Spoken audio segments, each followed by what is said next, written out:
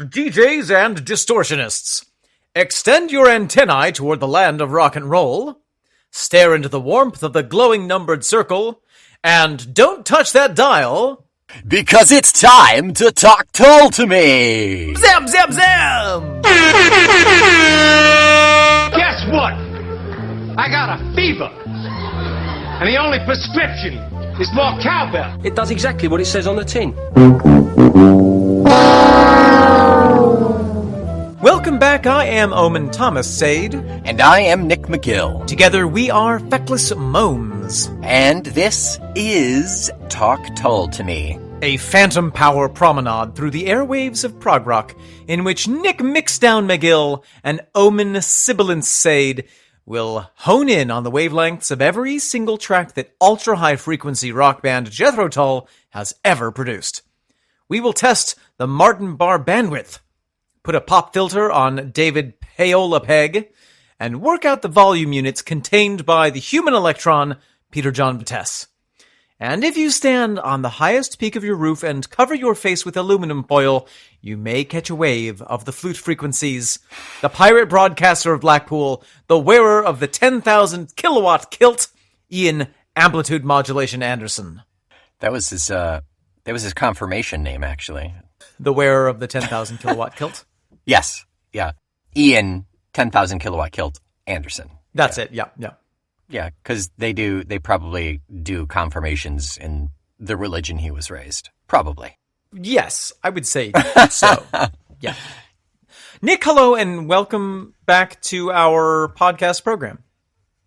I thank you for welcoming me. I welcome you in return to this episode of Talk Tull to Me. Thank you so much. Many welks. And this episode in question is exciting because actually today we are going to talk Tull about the next song off of the Under Wraps album that is called, Nick? Radio Free Moscow. I literally cannot tell you how excited I am about this song, and so I won't. Shall we simply have a listen? Great talk, yeah. Yes, let's listen. Let's dive right in. We've got no preamble. We've got no shenanigans or nonsense, chicanery, tomfoolery, or anything else. No mountebankery. No quick shilling up the bum. No flummoxing. No bait and switch. We have just got Radio Free Moscow. This is Radio Moscow broadcasting to Great Britain and Ireland. Hello everybody and welcome to the hour. This is Vladimir Orchestra and I'll be your narrator today. Oh my goodness, Nick McGill. That's a very positive response, Omen. I'm feeling very positive about this song, and let me tell you why. Please do. I frickin' like it. That would have been my first guess. Second guess would have been I sat on a shoehorn. But I'm glad I went with the first one. My shoehorn shipment hasn't arrived yet. Oh, so you can only get so happy until the shoehorns. Exactly. No, this song is fantastic to me. Musically, I love the content of it. I love how it fits into the overall Jean Le Carré-esque vibe of the album, but also works as a standalone piece. Sure. I'm super impressed by this song. Again, not one that I'm super familiar with. Really, this is probably the second or third time I've ever heard it. Right. And it truly delights me.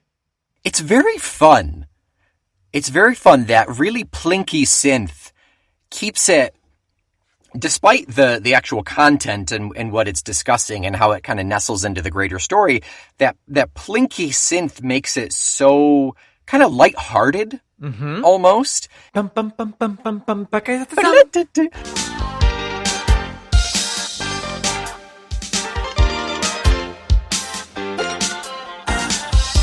And it toes the line, like, just when you're listening to it just enough and you're thinking, this synth is starting to sound a little cheesy. It turns, it changes track, and it doesn't push into that realm. It's happy, and it's on the edge, I agree with you. It's like, it's one step away, the synth is one step away from being ripe to be in a Pokemon game soundtrack. Yeah. It's almost 8-bit. Yeah. It is almost 8-bit, but it's so lovely. It gives me such an uplifting feeling. Yeah. There's a definitive lightness to it, which is kind of in stark contrast to what we're experiencing overall, but it really is effective because of that. Other things that really kind of work hand in hand with that, the candy-coated synth. Mm-hmm. What was the alternate name for Jethro Tull? Candy-coated rain? Candy-colored rain, I think. The candy-colored synth? Candy-flavored synth. Well, for all you synesthesiasts out there, you'll know exactly what we're talking about. And boy, does it sound, smell, taste, and feel good. Oh, yes. David Pegg is really doing some brilliant work on the bass. Mm-hmm. In some of the other tracks that we've listened to so far on this album, the bass has been a little bit hard for me to pick out. Yeah, agreed. At times here, I feel like this is the best mix of the instruments so far. The bass is audible. He's doing some great work moving the chords along. There's this wonderful thing that David is doing. David, like I know him. There's this wonderful thing that Mr. Pegg is doing where he's playing this sort of ascending series of tones that fit into the chord structure and kind of drive it forward. Toward the end, you can kind of hear it clearly where it's like, dum, bum, bum, and he's literally just going up the scale. I'm getting pictures from my radio, Moscow radio. It pushes everything forward and gives it that sense of positive forward motion. Yeah, I think we can hear, he and I are bosom buddies, so I will refer to him as David. You can call him David, yeah. I think David here, like the last couple of songs, is kind of coming closer to the front here in our soundscape, because this song is a lot more simplified. It is a lot less jarring and noisome. I couldn't even tell you what the drums sound like in this, which is a good thing for once. They're pulled back. They are doing a great job, but they are supporting the song and not giving too much flavor of their mechanized origin. Either that, or our ears have done the full evolution to drum machine frequency, and now we can never go back to live drummers. Actually, I think for mine, like, my ears, those parts of my eardrum have stopped working, so I can't hear a drum machine anymore. Something, something, tie me to the mast, something, something, siren song, something, something, Odysseus. Yeah, good. I love how that's where we're doing our jokes from now on. It's just like, I'm going to make a joke about Odysseus. You'll think it's funny. Let's carry on. Hold on a sec. Someone is calling me. Oh, it's my joke. It's just being phoned in, Nick. Tell him we're doing a podcast. I'm busy, joke. I'll call you back later. Send me a text. The music here is greatly simplified compared to how the album started out. It's very nicely layered. You get to hear everything. Everybody gets to experience every piece in its parts, and yet as a whole, it all does blend and meld together as well. I would say that this is as close to pop. Oh, it's Trey poppy, yeah. As we've had on this album, and maybe as we've had in a long time with Tull, and I'm not mad about it at all. I love this sound. I think it's a natural evolution for how we've been experiencing the sound of Tull really experimenting for the first half of the album. This is the last track off of side A. So this is the natural evolution, and now that I think about it being the closer, like, it's a really good button for the end of the side. It's a fantastic button. I would use it to keep my trousers shut if I wore such things. But no, you swore off trousers years ago. I'm a loincloth man, Nick. You know me. I'm a loincloth man. He's a what? He's a what? He's a loincloth man. I love the radio tuning sounds, the little radio snippets. I absolutely adore that first accent, that first snippet. This is Radio Free Moscow, broadcasting to Great Visited Island. This is Radio Moscow, broadcasting to Great Britain and Ireland. that like really like stick taped to your back so you can't bend over, staunch, super rigid, queenly sound. It's wonderful. And we'll get more into this in the second half of the show, I reckon, but I believe those are clips from real broadcasts. Oh, I'm sure they are, yeah. From this real radio station / program / amalgam. Which, because he's using source material here, it actually takes me back to Stormwatch, to Dun Ringill. Yes, the weather's on the change. Yeah. 6. The weather's on the change. Ice clouds joining faint discord, and the stormwatch joining faint discord, and the stormwatch brews a concert of kings as the white sea snaps at the heels of a soft prayer whispered. You remembered that he started with 6? I forgot all about that until I pulled that clip today. I've got a memory like a steel sieve, Nick. Most things drain right out of it, but occasionally a little piece will stick in there. Something gets stuck, and you just can't get it out. No. What was I going to say? Something important. Oh, Nick, I think that the pop sound is really relevant to the theme of the song, and again, we'll talk more about that post second half. Okay. Post Meridian. In terms of the intro with the radio sound effects right at the top, and then those radio snippets, I am such a sucker for exactly that kind of aesthetic. Like, I don't care if I've heard it 100,000 times. If someone is like, we're going to start the song by imagining we're tuning the radio into hearing this song, I'm like, just take me there. Really? I love it. That's very funny. That it cannot be overdone for you. Not for me. I love it. I think it's such an obvious choice in some ways, but I never want to stop hearing it. Just because it paints such a distinct and evocative picture? Yes, and because I have a big personal connection to the radio format, to the radio itself. And a lot of my really childhood, before you and I met, actually, and surprisingly, there was such a time. There was not a time that did not exist. But when I was 6, 7, 8, 9, even in upstate New York, didn't have a ton of friends, very socially awkward, very isolated in a way. And there was no media, there was no internet. We would rent a movie once a week from the not even Blockbuster. It was like the Red's video store. I always had a radio, even from when I was a young kid, and that felt like my connection to the outside world. And so tuning, I would go out into the woods and go camping, and even just up in my bedroom, tuning into a station really felt like this tenuous but very important connection with civilization. Now, normally here I would make a joke saying, kids, I'm going to phone in a joke here. Excuse me, bring. Something.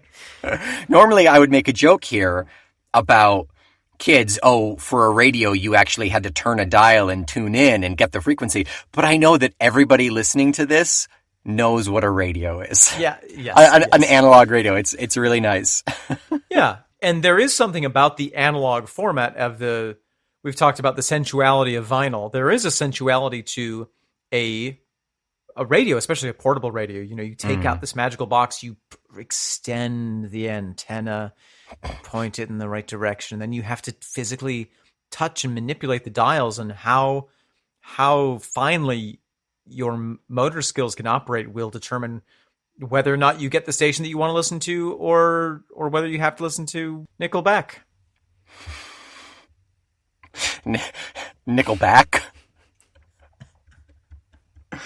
Got a little spicy there. The boots all heated up. One last thing that I want to say musically is at about 2:30 when the mandolin comes in for just a brief, I think maybe 10 seconds tops. Very fun, very light and lovely, and a good breakaway from what's normally taking that pitch area is the synth. The mando comes in, and so we get a little bit of an acoustic high pitch going on at that point, and it's nice. It's very pleasant. I'm always tickled when anyone steps in with that mandolin. I put my headphones on, I reach out on the beam, shutter up the windows, I'm getting up some steam. Also, we haven't talked about Mr. Martin Barr.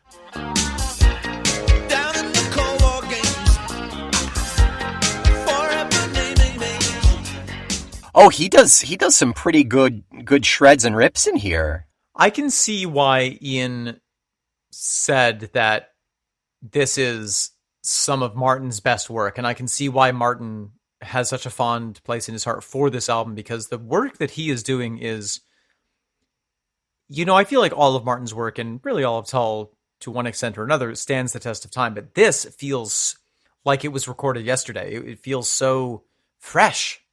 And it feels unique from the rest of his work leading up until this point. I mean, he's an amazing guitarist all the way through the run, but there's something here.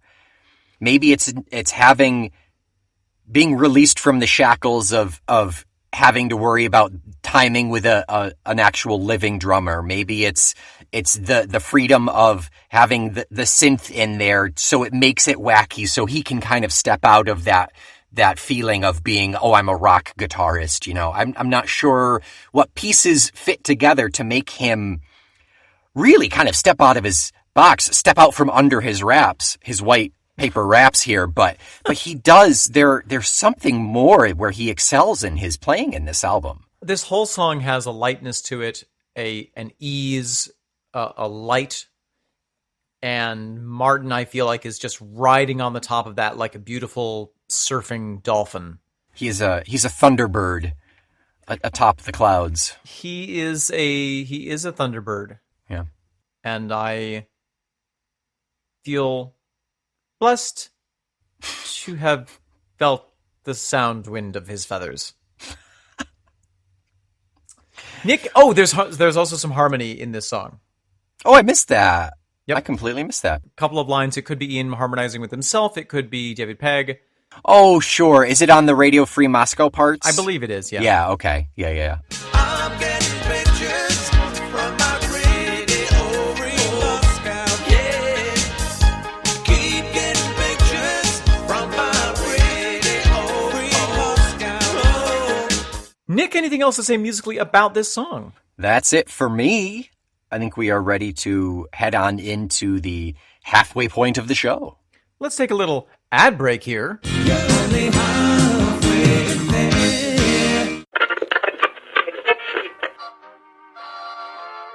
Are you tired of not being able to see in the dark?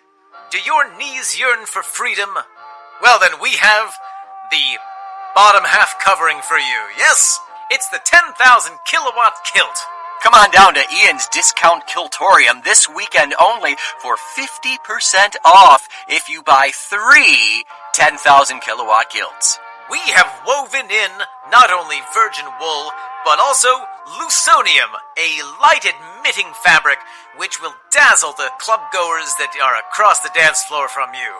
Never worry about finding a stiff breeze to stand in. This kilt creates its own wind. It will blow itself off of your knees. And it will blow away your friends and enemies. Warning, do not wear kilt if you intend on having kids.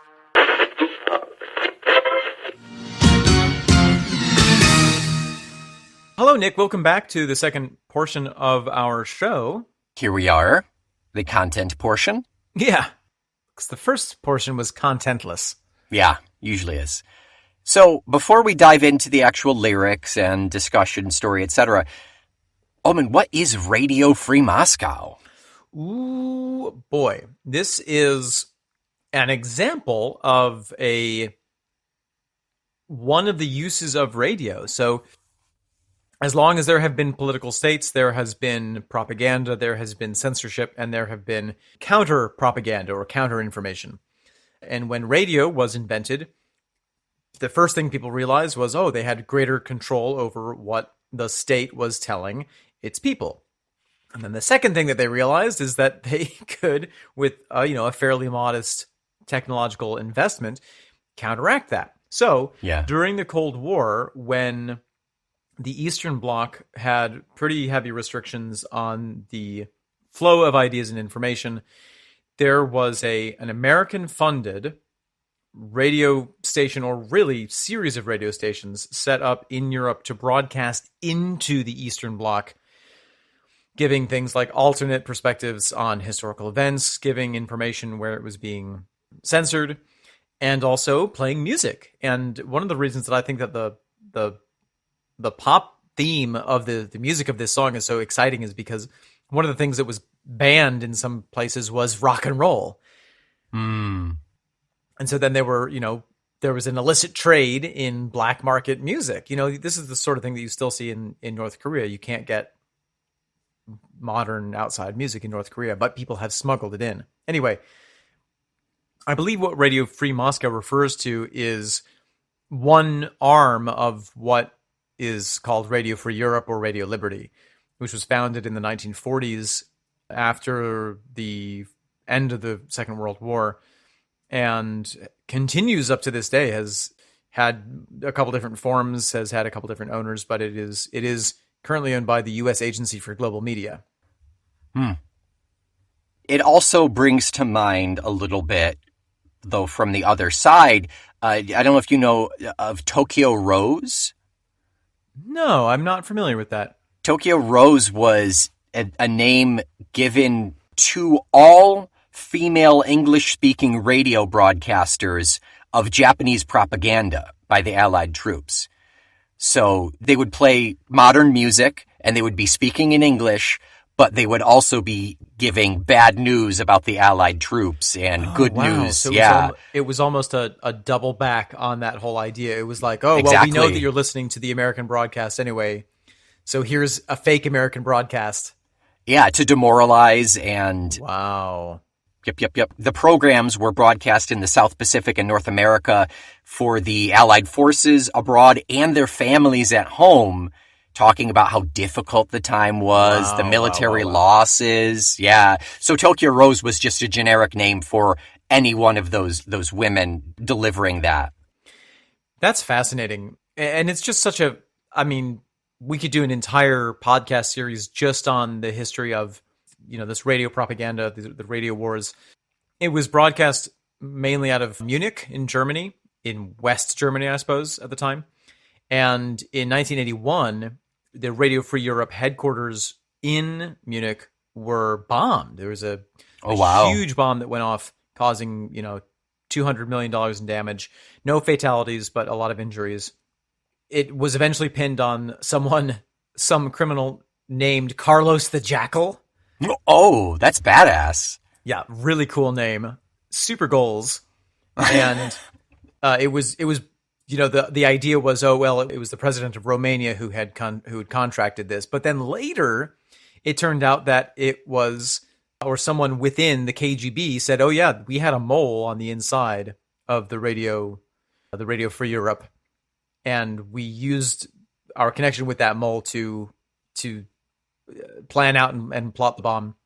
So lots of history there. When Chernobyl happened, all the Eastern Bloc media stations, radio stations, said nothing about it for 4 months.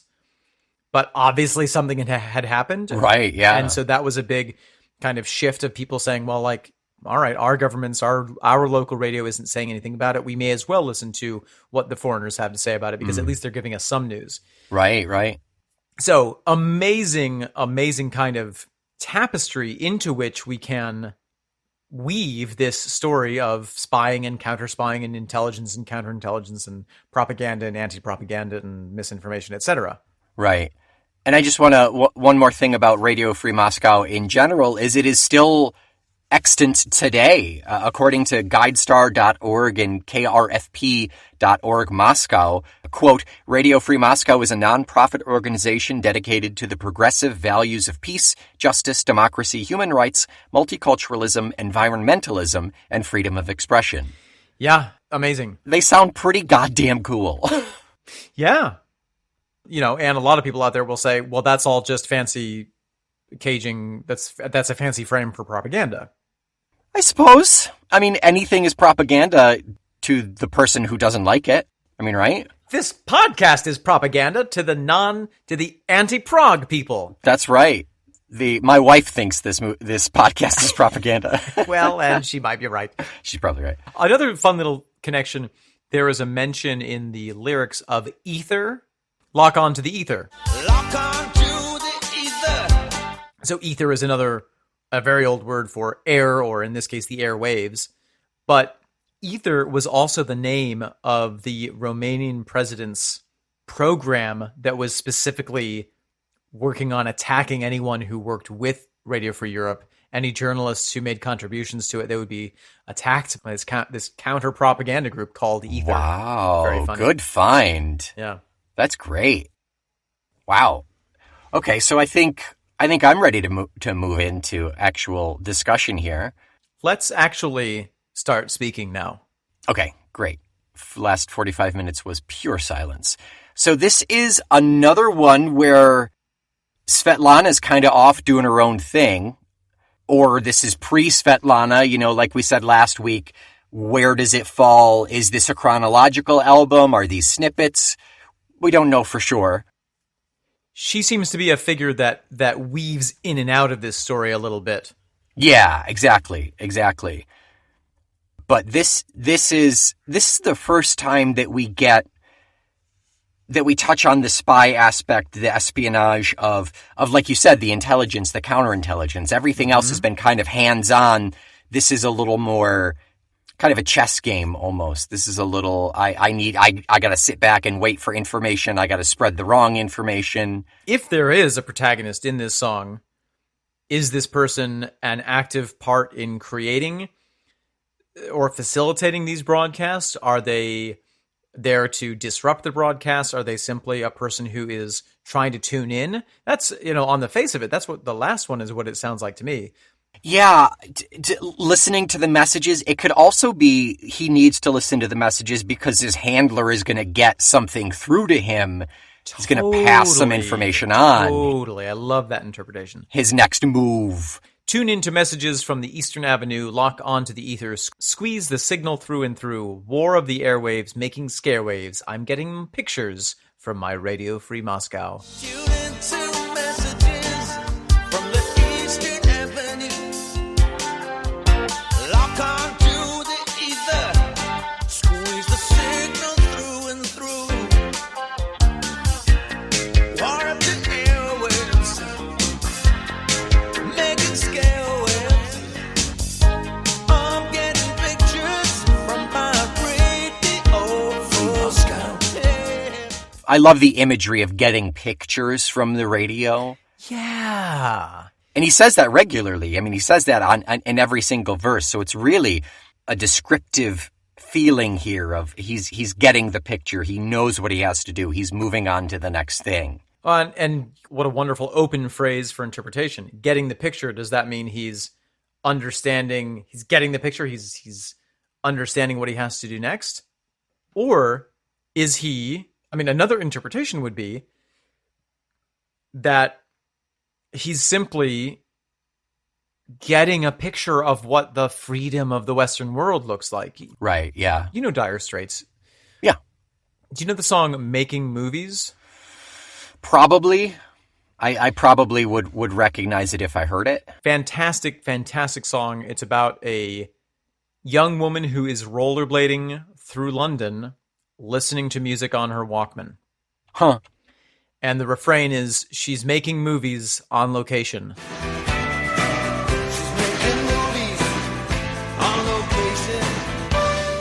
The idea is that she's absorbed in this world of music, and for her, speeding through these city streets, she is in her mind or in her experience, she's creating these stories, creating these movies. She's making movies.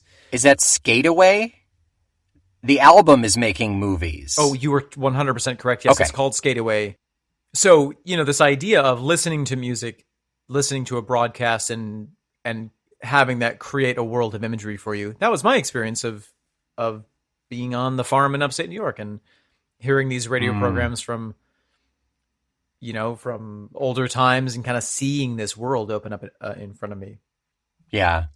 It's nice because it still has that feeling of the spy, the espionage overarching story, but it kind of takes a step back from what we've seen so far, and it kind of gives us a new kind of we see our protagonist from a different light here, and like you said, it's open enough for us to interpret it. Like maybe it's not so, maybe he's just like kind of doing extra credit, for lack of a better term. Like he's not doing anything really actively, but he's just kind of there. Or is this a vignette of sort of the reason why the spy is motivated? Is this some kid who yearns for freedom sitting in his bedroom in Russia, in the USSR, tuning in to this broadcast and trying to get this little taste of freaking rock and roll or life outside of what he knows or whatever,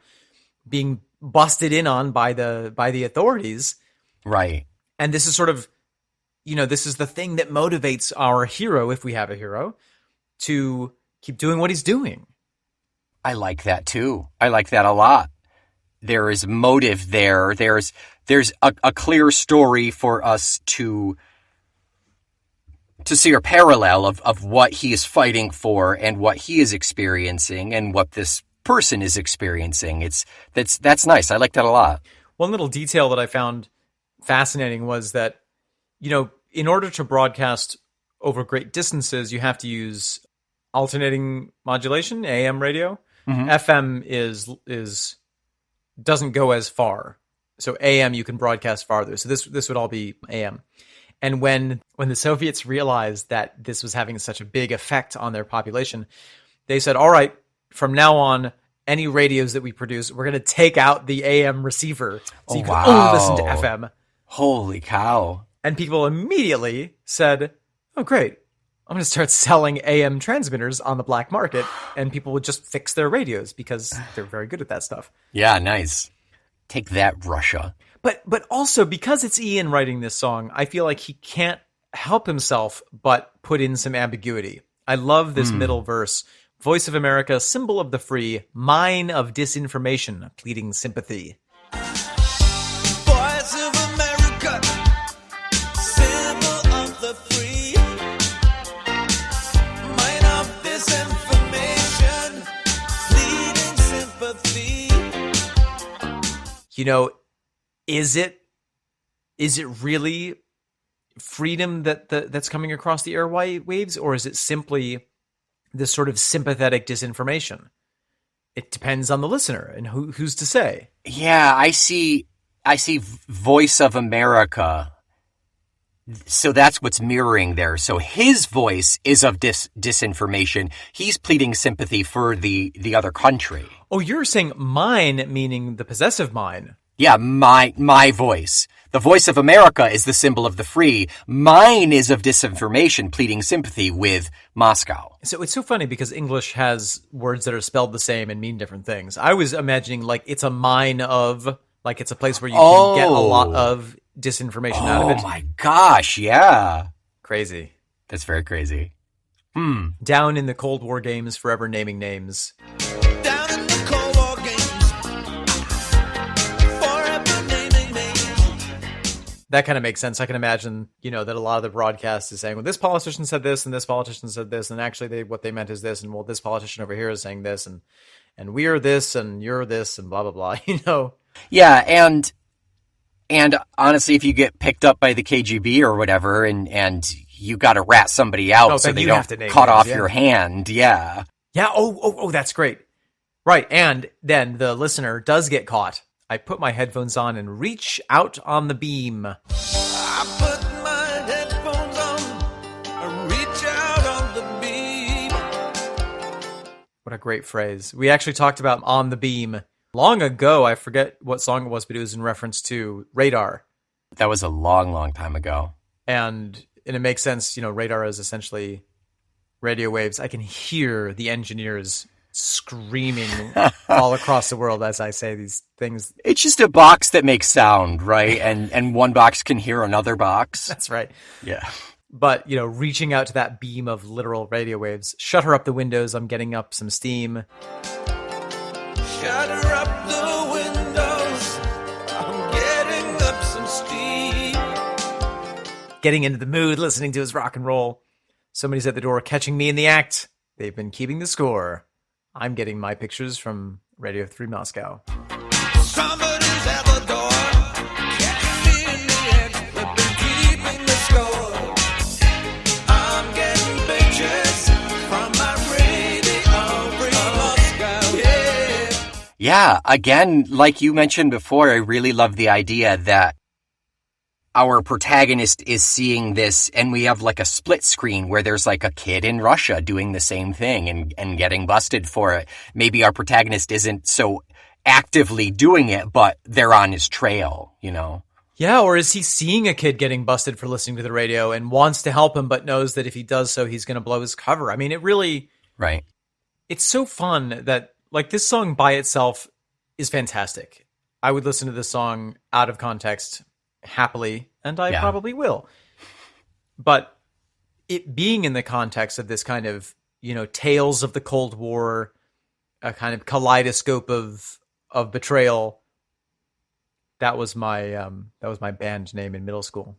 Oh, nice. In middle school. Wow. Yeah. Very deep. Played heavy metal recorder music. Very nice. Very nice. It allows you to kind of take this song and unfold the origami of it. That's a bad image. Why would you unfold the origami? It allows you to take this song and follow the fractal patterns of narrative out from it. Yeah. Yeah, right. It's the rock in the pond, and you see where it goes and what it affects as it ripples out. Yeah. Yeah. Very cool. Gorgeous stuff. Yeah. I like it. I like it a lot. Have you ever had an experience where a certain broadcast felt like a lifeline to you? Besides Talk Tull to Me? Oh. Interesting. I mean, I get really into certain podcasts, you know, that I cannot wait for every week. Yeah. You know, is that what you're talking about? Yeah. Okay. Does that open up a space in you that you feel like you're getting pictures from your podcast, Free Moscow? I think so. I think so. I'm disappointed when I don't get that picture if for whatever reason the podcast isn't released for that week, you know? Yeah, sure. Yeah. What about you? Anything? Oh, golly. I mean, you know, when I was a kid, definitely so I think I've said this before, but the local FM public radio station out of Syracuse, New York, maybe, when I was growing up, or maybe out of Oswego even. Yeah, WRVO is Oswego. WRVO, that was it. Yeah. I'm pretty sure it was run through the local college, and so they kind of did whatever they wanted. And what that included was 4 hours of old-time radio at night, yeah. Every night from 8 o'clock to midnight. Loved that, yep. They would start out with the comedies, Fibber McGee and Molly, The Great Gildersleeve, The Jack Benny Show, and that would kind of transition later in the evening into the Shadow, and Dimension X was one of them. Some of those shows were really scary. Yeah. But that was my first experience of like there being a media broadcast that both felt very private to me and also like that those voices were my friends. Yeah. Yeah, to this day, I will listen to WRVO just to hear not the national broadcast of the NPR people, but like the people working in WRVO. Sure. Mark Lavelnier is one. Mark Lavelnier, yeah. Yeah. All their voices are just like, and I didn't really get into those until high school, but they're still such a nostalgia for me. Yeah. One thing that's fascinating about the content of this song and kind of the world of this song is that the internet has really changed the game. Sure. And in a way, made it more difficult because the internet is now ubiquitous and radio has kind of taken a back seat. Even most of us listen to the radio, quote unquote, through the internet. Whereas, you know, with the internet, you can simply shut it off in a country. We see examples of that. China has some very impressive firewalls. In fact, I think one of them is affectionately called the Great Firewall of China. Have you heard of this? No. That's what it is. It's a massive firewall that keeps out the websites and information that the Chinese government doesn't want in. And I'm sure there are ways around it, but Yeah. It's a lot easier in a way to shut down the internet than it is to shut off a radio broadcast that's coming from someone else's country. Working for Cornell, we get a ton of students from China, and boy, does it make extra leaps and jumps that we have to go through for IT to get them to be able to access their email sometimes or activate their ID. Well, because they're studying from China. Yeah, or they're in China, they're activating all their stuff, they'll be coming to the States, Gotcha. but they can't do anything until they get there. And sometimes it's even specifically the device that they're using. If they're using Huawei device, no way. Good luck. Huawei, more like no way. Okay. The joke kind of already happened before I started making it. Yeah. And now I feel sad. Ring, ring, ring, ring. Don't answer it. It's my joke. Been dodging him for weeks. Well, you're ghosting that joke. That's embarrassing.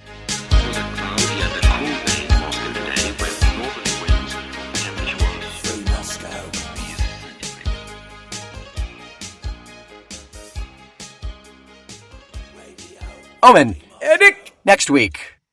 Next week is something of a bonus track. Not quite. It kind of falls into that weird limbo of like, wasn't on the vinyl, but was on the cassette, but was on the CD. Mm-hmm. We are doing track number 6 off of the album. It is Astronomy. Astronomia. Astronomy. Until next week, you, dear sweet listener, can make scare waves of your very own by rating us 5 stars and providing a review on Apple Podcasts. If you get caught in the act, make sure that to preserve your dignity, you are wearing a branded Talk Tull to Me t-shirt. It will make your capture by the KGB that much softer and more elegant. Maybe they'll go easier on you. Maybe. You can't tune in. I love Talk Tull to Me, my favorite podcast. We're going to talk Tull now. You can't tune into messages from the Eastern Avenue. I'm talking the Tull to you now. Sorry.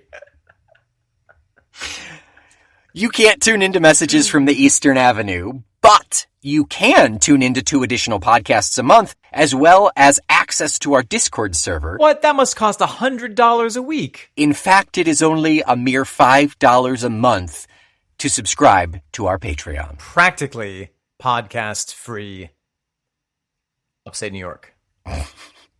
Speaking of, I am Radio Free Marietta, Nick McGill. I am the old box unit that you have to hold in a certain way for it to get any reception, Omen Thomas Sade. Somebody's at the door. It's the Feckless Momes. And we are finally getting up some steam. Talk Tull to Me.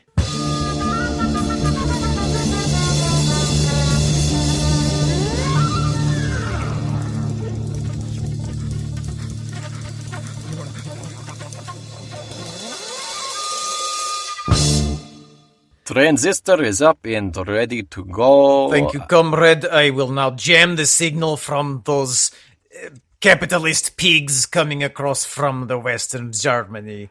Force it into the signal like they forced their blue jeans into our country. Yes. Sergey, are you ready to put on your very convincing American accent? Ivan, I am ready. I've been practicing all week. I'm going to press the button in 3, 2, 1. Hello and welcome to American Broadcast Radio Free Moscow. Red, white, and blue. I am Tony. Hello. Yes, I am Henry the Hamburger.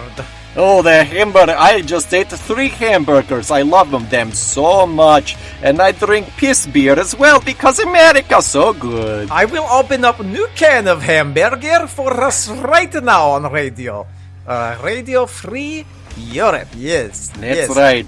That is right. Red, white, blue cast coming to you live. We are here to deliver news. Oh, I'm afraid we're delivering bad news. America has run out of bread all of a sudden for no discernible reason. Oh, how is possible? The country with the biggest bread basket, the big loaves, is now all gone. Oh, breadless. It's a sad day, but hey, there's lots to be proud of about capitalism. This just in from hot blonde bombshell President of American Company. It looks like we have some more bad news on today's broadcast. Oh no. President Jimothy Carter, he was eaten by raccoons. Oh, that's what you get when you elect peanut farmer. Oh, we are so foolish, us Americans. I know, the smell of the peanuts too much for the raccoons to resist, and now he's gone. But we are proud Americans. I know we will push through and we shall persevere. Or maybe we won't, I don't know. Or maybe we won't. News about the evil communists now. It looks like the very strong-looking communists who have very good teeth because they have no sugar in their diet.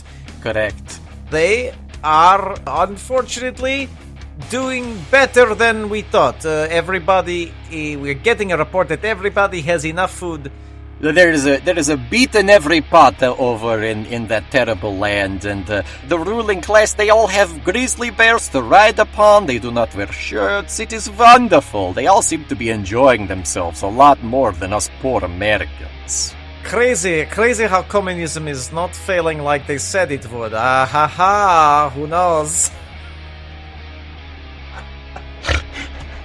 We have had previous reports that the KGB was doing things, but actually what it turns out is that the KGB stands for the Kissing Boys and Girls Association. It sounds like all they want to do is to kiss you. That is it. They give warm hugs and smooches on cheek, and you go away, and they give you a beet or two, perhaps a potato or cabbage if you are lucky. If you say the good names that they want, yes. I mean, I love Elvis Presley. Oh, rock and roll, the way he moved those hips. Yes. Finally, our final news story for this hour, Henry. I'm so sad to report that, in fact, what all Americans were worried about is that Tull to me is, in fact, a proud member of the Feckless Moms Audio Network. That's right. Okay, we're off the air now. The signal jamming did not last. Did we get the last part through at least? We did. Oh, thank God. You know, Sergey, if I was an American, which I am not. Ugh, pui, no. Pui, toi, I would listen to Tull to me. It's sort of like those handsome boy voices. Ivan, I would too. I have radio Feckless Moms. I have contraband radio listening device. You want to listen right now? Oh, let's do it. Oh! Cha cha cha.